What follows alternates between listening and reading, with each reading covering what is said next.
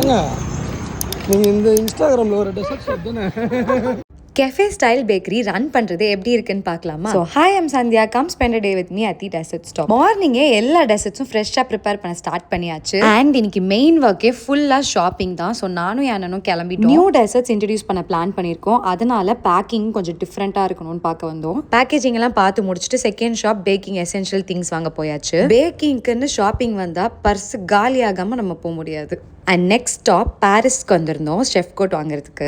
7 days basic to advance வரைக்கும் சொல்லி கொடுத்துட்ருக்கோம் மாஸ்டர் கிளாஸ். ஸோ அதுக்காக ஸ்டூடெண்ட்ஸ்க்குலாம் ஷெஃப் கோட் பர்ச்சேஸ் பண்ண வந்தேன். பேக்கிங் கிளாஸில் இன்ட்ரெஸ்டடாக இருந்தீங்கன்னா கீழே இருக்க நம்பருக்கு காண்டாக்ட் பண்ணுங்கள்.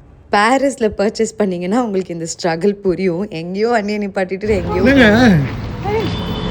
மூட்டை தூக்கிதாங்க வாழ்க்கையே ஓட்டிகிட்டு இருக்கேன்.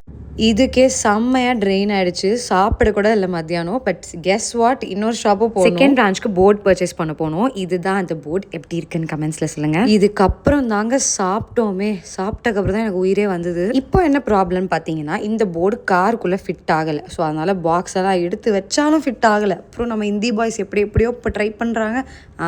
பட் கடைசியாக காருக்குள்ளே எப்படியோ வச்சுட்டாங்க.